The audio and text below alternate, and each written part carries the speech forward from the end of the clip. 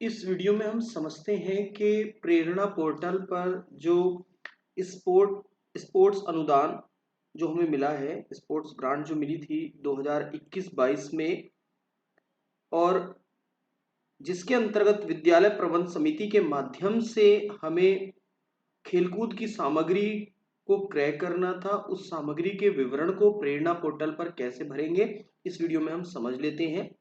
या प्रेरणा पोर्टल पर उपलब्ध डीसीएफ को कैसे अपलोड करेंगे, स्पोर्ट्स के बारे में वो समझ लेते हैं। तो आप यहाँ देख रहे होंगे, जैसे यहाँ टीचर लॉगिन आ रहा है, मैं यहाँ आपको डेस्कटॉप पे दिखा रहा हूँ, फोन में भी बताऊंगा कैसे।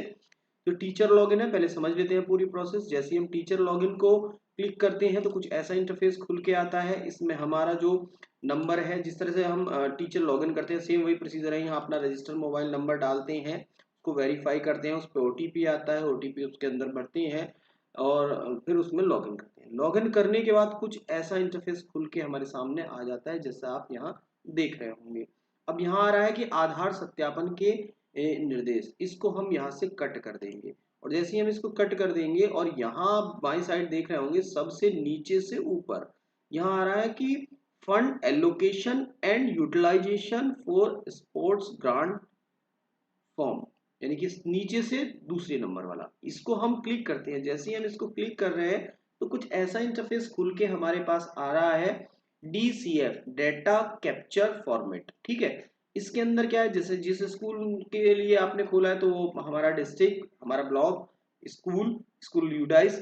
अब उसके बाद आपको क्या भरना है, क्या फिल करना है, तो आपको यहाँ ब्लॉक एजुकेशन ऑफिसर यानी कि बीईओ सर का नंबर भरना है, या नेम भरना है, या नंबर भरना है। पहले फील्ड में नेम या नंबर, इसी तरह से हेड टीचर का नेम और नंबर।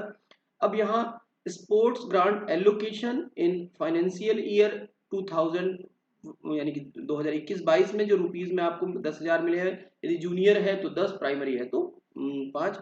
अब उसमें से आपने कितना खर्च किया है, तो जैसे यहाँ मैं यदि इसमें टोटल एक्सपेंडिचर में 10,000 दिखा देता हूँ, तो आप ये देखेंगे कि बैलेंस अपने आप जीरो आ रहा है, जितना भी है।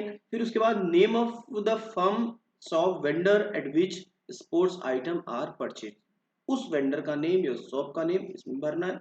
ठीक है, उसके बाद address of the firm shop vendor at which sports item are purchase, जिससे परचेज किए गए हैं उसका एड्रेस भरना है। यहाँ बिल नंबर भरना है, बिल की डेट भरनी है। ठीक है, यहाँ बिल डेट भरनी है, यहाँ बिल का नंबर भरना है।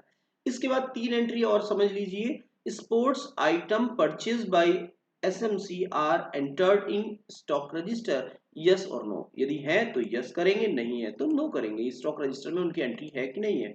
उसके बाद आप नीचे देख रहे होंगे, यहाँ आया है कि sports item purchase by SMC are physically verified by district verification, यानी कि डिस्ट्रिक्ट से उसका वेरिफिकेशन हुआ है तो यस नो, डिस्ट्रिक्ट से हुआ है या नहीं हुआ है। Sports item purchase by SMC are physically verified by BO sir, yes no, हुआ है कि नहीं हुआ है, हुआ है तो yes, otherwise no.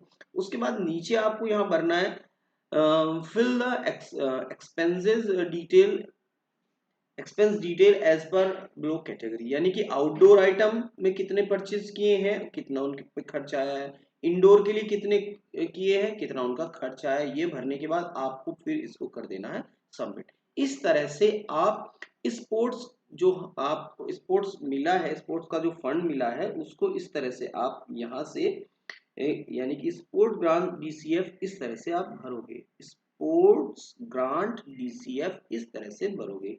Data capture format, यानी कि स्पोर्ट्स ग्रांट के लिए जो डीसीएफ भरना है वो इस तरह से आप भरोगे।